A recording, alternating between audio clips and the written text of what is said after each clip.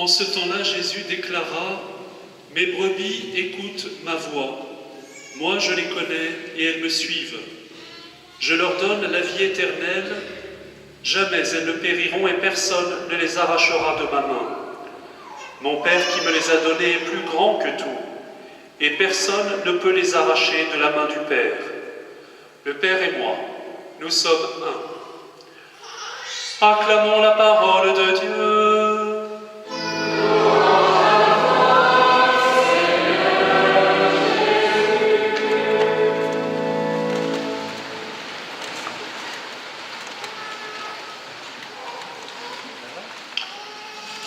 Chers amis, il y a des rencontres qui changent une vie, ou en tout cas qui participent vraiment à informer notre vie, à lui donner une orientation fondamentale. Et c'est toujours bon de temps en temps de se souvenir et d'essayer de faire mémoire des personnes qui nous ont profondément marqués et des personnes en particulier qui nous ont montré le chemin du ciel. On pourrait nommer Jean Vanier cette semaine, ce grand serviteur de Dieu, cet homme qui a manifesté, peut-être comme jamais avant, le visage de l'agneau qui donne sa vie pour ses brebis et qui ouvre un chemin à travers la fragilité. En l'occurrence, c'était le handicap et la fragilité qui marquent ceux qui sont limités dans leur intelligence, qui sont blessés, handicapés dans leur intelligence. Mais aujourd'hui, je voudrais faire allusion à un homme qui a marqué mon adolescence, qui a marqué ma jeunesse personnellement. Excusez-moi, les plus jeunes, on fait toujours référence à notre jeunesse à mesure qu'on commence à vieillir. Mais je vous avoue que la rencontre du pape Jean-Paul II a pourtant pour moi été, comme pour beaucoup de ma génération, une rencontre marquante. Et plus que tout, ce que je me demandais en voyant Jean-Paul II, c'était quel était le secret de sa force. Le secret de cette autorité qu'il avait, cette autorité, cet homme fort, fort et plein d'amour, cet homme qui avait le don d'entraîner à sa suite, cet homme qui était vraiment l'image d'un pasteur, d'un berger, de ce berger qui donne sa vie et qui entraîne les troupeaux à sa suite. Et je me souviens de la manière dont les premières fois il est venu en France et il a attiré autour de lui des foules, ou marqué les esprits. On sentait qu'il se passait quelque chose, il se dégageait de sa personne quelque chose de très puissant. Et on voudrait savoir quel est le secret de cette autorité, quel est le secret de cette force. Pour ma part, j'ai eu la chance de faire 3 années de séminaire à Rome et d'avoir pu l'approcher de très près, et notamment au moment où il allait célébrer la messe. C'est vrai que le voir célébrer la messe, ça vous marquait, mais personnellement, la chose qui m'a le plus touché, c'était de le voir se préparer avant la messe.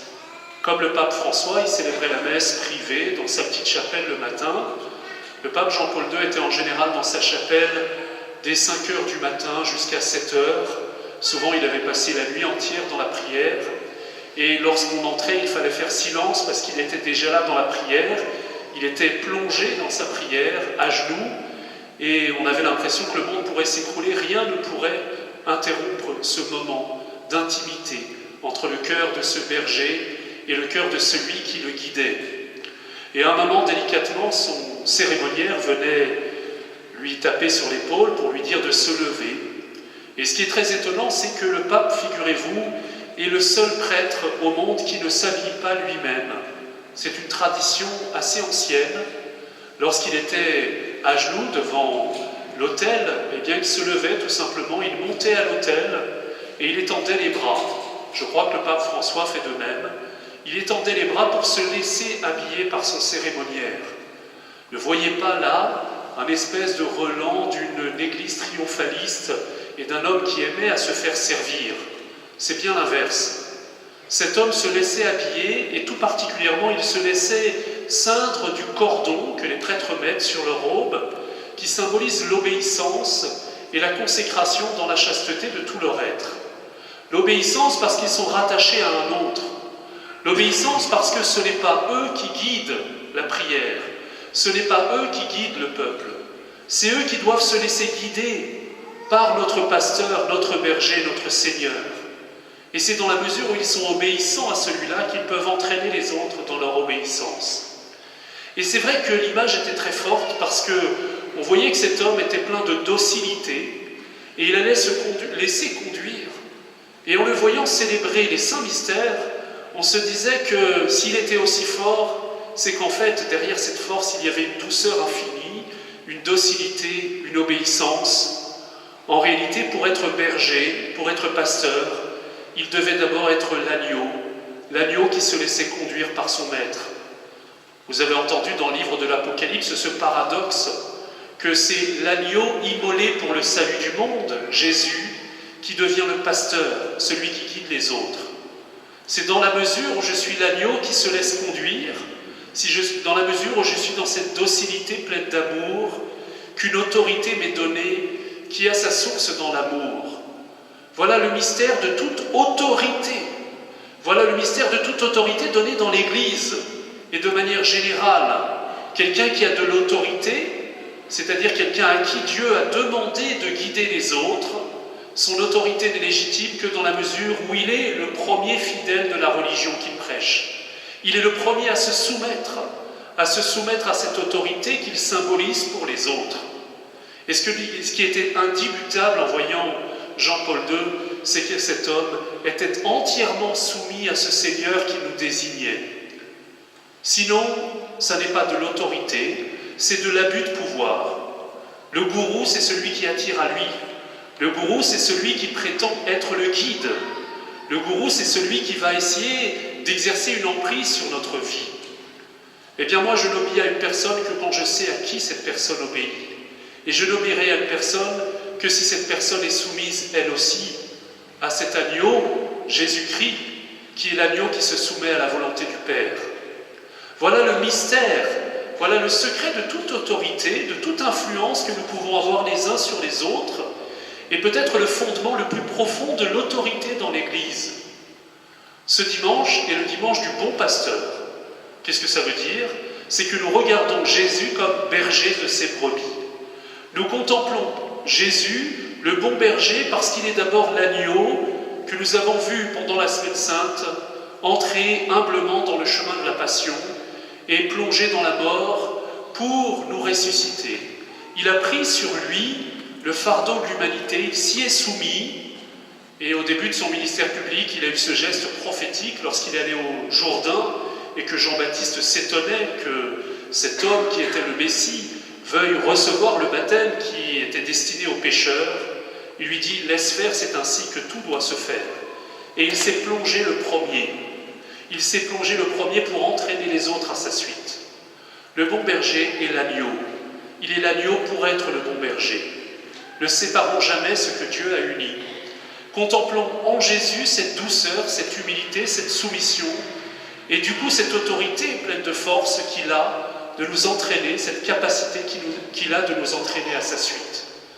Et demandons pour tous les bergers de notre Église, à commencer par le pape, les évêques, les prêtres, tous les pasteurs, les bergers de communauté, eh bien d'entrer dans ce chemin authentique. Vous savez, il y a souvent une remise en question, à juste titre, des manières d'exercer l'autorité, parce que souvent nous ne voyons pas dans celui qui doit nous guider cette humilité qui est à la source de son autorité. Il faut accepter d'être soi-même soumis à cette religion que nous transmettons aux autres. Et d'ailleurs, les pères de famille parmi vous, les mères de famille le savent. Si nous commençons à faire la morale à nos enfants alors que nous ne respectons pas le code de la route, si nous commençons à parler de limites, d'ordonnancement dans la vie à nos enfants alors qu'ils voient que manifestement notre vie le contredit, eh bien nous ne sommes pas des témoins crédibles parce que nous nous mettons au-dessus de la loi. Nous ne sommes pas les premiers fidèles, nous ne sommes pas les premiers à être soumis à cette loi que nous voulons transmettre à ceux que nous aimons pour les guider. Chers amis, ce dimanche est le dimanche de prière pour les vocations. Les vocations, mais les vocations sacerdotales. Nous devons prier pour que des prêtres donnent leur vie, des hommes donnent leur vie. Et c'est difficile aujourd'hui de choisir le sacerdoce. Je ne vous fais pas de dessin, je ne vous fais pas réécouter tout ce qu'on entend dans les médias, je ne vous fais pas réécouter toutes les bonnes manières, on pourrait dire, toutes les bonnes raisons de dire qu'au fond c'est une usurpation parce que les témoignages d'abus de pouvoir très graves qui nous reviennent sont trop nombreux et trop graves. Frères et sœurs, eh bien c'est l'occasion véritablement d'entrer plus profondément dans le mystère du sacerdoce. Et ne jetons pas le bébé avec l'eau du bain, au contraire, relevons pleinement ce que le sacerdoce a d'unique. Le prêtre n'est pas un homme au-dessus des autres. Le prêtre est quelqu'un qui a été choisi dans sa faiblesse pour suivre l'agneau partout où il va, pour se soumettre à cette obéissance de l'agneau qui se soumet, qui se donne à ses frères et qui suit la volonté du Père et qui de ce fait va entraîner ses frères dans ce mouvement. Chers amis, je vais vous dire, et j'ai la chance d'avoir accompagné beaucoup de jeunes gens qui désiraient devenir prêtres, j'en connais par exemple qui vont être ordonnés bientôt, non pas à Notre-Dame, vous savez pourquoi, mais à Saint-Sulpice. Nous devons avoir une admiration, et plus qu'une admiration, nous devons vraiment les porter dans notre prière. Ils donnent leur vie humblement, ils donnent leur vie pour montrer le chemin du peuple de Dieu, ce chemin de la soumission à ce Dieu qui nous sauve. Dis-moi à qui tu obéis, dis-moi à qui tu es soumis, et je te suivrai éventuellement. La seule personne à qui nous pouvions obéir, et cette obéissance ne sera pas un rabaissement, un abaissement, est le Christ. Lorsque nous nous soumettons au Christ, eh bien il nous élève toujours parce qu'il est plus grand que nous. Le prêtre est celui qui doit soumettre toute sa vie, et c'est le sens de sa consécration, de la consécration de tout son être, figurez-vous. Il donne son corps et son âme. Il y a encore des gens qui disent qu'il faudrait que les prêtres puissent se marier. Chers amis, le Christ a donné sa vie jusqu'au bout. Il a donné toutes ses forces d'amour à ce peuple de Dieu. Il a consacré son corps, son âme, tout son être dans cette soumission par amour au Père. Eh bien, prions pour que les prêtres, pour que ces hommes aient la force de se soumettre avec lui par amour. Parce qu'il y a d'obéissance et de soumission authentique que dans l'amour. Et que leur célibat soit un célibat d'amour, que leur célibat ne soit pas une source de frustration ou un désir de se rattraper par un abus de pouvoir ou je ne sais pas quoi d'autre. Chers amis, retrouvons la beauté, demandons au Seigneur de nous redonner ce sens de la beauté d'une vie offerte dans une soumission pleine d'amour. Et contemplons notre Seigneur, ce bon berger, qui pour être berger est un agneau. Demandons vraiment que le pape François, que nos évêques, que nos pasteurs, que tous ces jeunes hommes qui s'engagent, et peut-être beaucoup parmi vous qui se posent la question et que le Seigneur appelle, eh bien que leur soit révélée la beauté qui ne peut pas se dire.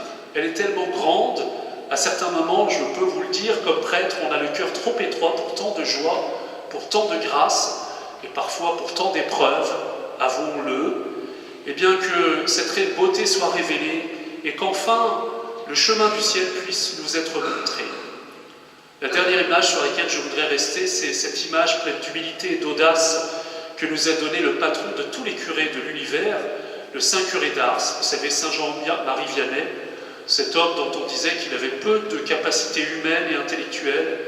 On hésitait même à lui confier une paroisse et finalement il a pris le chemin de la petite paroisse d'Ars et il cherchait le chemin dans la forêt.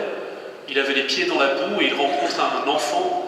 Il lui demande le chemin de sa paroisse. L'enfant le lui indique et cette réponse merveilleuse, il y a un monument sur l'emplacement qu'on appelle le monument de la rencontre. La réponse du curé d'Ars, tu m'as montré le chemin de la paroisse, je te montrerai le chemin du ciel. Chers amis, les prêtres n'ont qu'une vocation, n'ont qu'une raison d'être. Ce ne sont pas forcément des gens plus intelligents que les autres, pour preuve. Ce n'est pas forcément des gens qui parlent très bien, ce n'est pas forcément des gens qui savent tout bien faire. D'ailleurs, en général, on ne se prive pas de les critiquer et de voir leurs limites. Et ça occupe les discussions le dimanche soir ou dimanche à midi. Mais les prêtres, simplement, ce sont des hommes qui ont vu la direction du ciel et qui sont chargés de montrer la direction du ciel à leurs frères. Tu m'as montré le chemin de ma paroisse, je te montrerai le chemin du ciel. Frères et sœurs, demandez pour qu'il y ait toujours dans notre Église des hommes qui montrent aux autres le chemin du ciel, avec humilité, comme des agneaux qui suivent humblement sur le chemin de la croix, qui est le passage obligé pour aller au ciel, qui montrent humblement, comme des agneaux, ce chemin du ciel à leurs frères, pour être des bergers authentiques. Je vous salue Marie. pleine de grâce. Le Seigneur est avec vous. Vous êtes bénie entre toutes les femmes, et Jésus, le fruit de vos entrailles, est béni.